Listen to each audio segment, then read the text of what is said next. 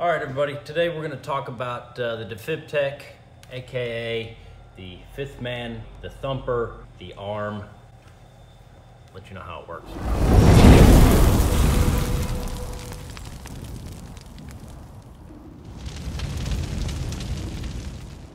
All right, so when you find this thing, you're going to find it on the back of the Chief's car.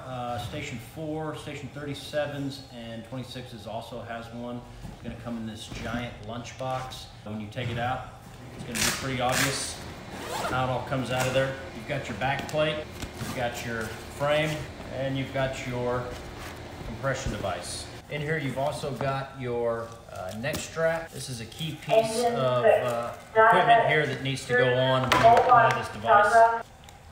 You've also got your replacement patient pads.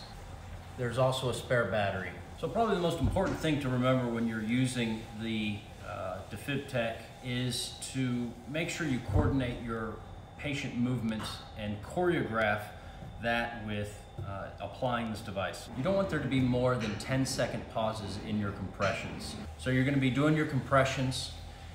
Somebody else is going to get the device ready. You're going to get all your components, set them out there by the patient. The first piece is going to be your back plate. You'll set this down behind the patient. When you're ready to move the patient, it's easiest to have somebody grab the arms of that patient and pull them forward. Grab this back plate, lay that patient down right on top. Then you go back to doing your chest compressions. While you're doing those chest compressions, somebody else can come, bring the frame, and actually apply that through your arms as you're doing those chest compressions. Simply pushing down on it. While those compressions are taking place, that same person can come and put the device in place. When it comes time to turn this device on, you're going to push and hold the power button. You've got two steps. You're going to move your plunger piece, your piston up and down, and then you're going to select if you want continuous compressions or 30 compressions with a 2-second pause. We only do continuous compressions, so this is the only one you're going to have to worry about. When you push this down button, you're going to hold it down until it stops on its own. This plunger will meet resistance, and when it meets that resistance, it'll stop on its own. So you'll hold it down, and then you're going to hit the play button. So long as you've got pressure on this plunger, it's going to continue to work. If you take pressure away from this, it's going to go into an alarm. And that's kind of what this looks like. You can silence that alarm right here, but you can see that it's still an alarm. All right? And it's actually telling you what the issue is, right? It's like an up-down issue.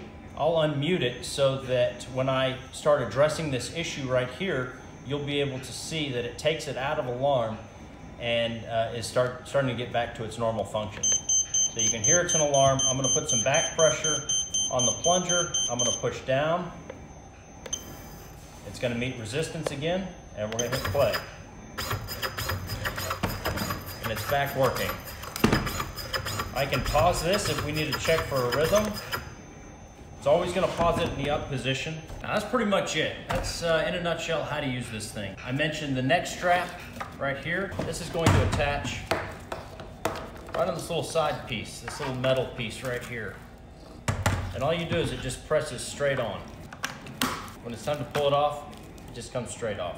You've also got these wrist straps. When you've got the patient in this device and you've got the neck strap around behind their neck, over their shoulders, and attached to the side, and their wrists locked in right here, this device is actually rated as a carrying device. So you can actually pick that patient up, somebody controlling the legs, you pick the patient up using these handles right here.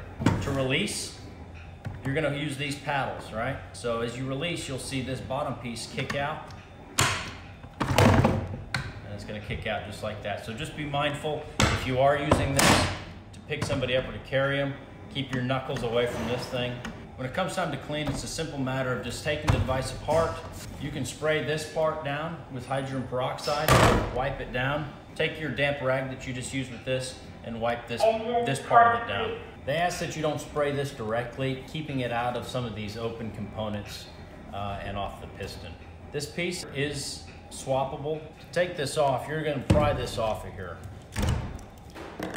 Be careful when you do that. This bottom edge is pretty sharp, and if you're not careful, you can slice your thumb on it. To put this one on, you're just gonna line it up on the bottom with these little grooves on the top here. You'll find it where it seats in there, and then you can just stow it back down. Each of these devices comes with 3 batteries, so you're gonna have one in the device, one in the bag, and then one at the charger wherever this device is living.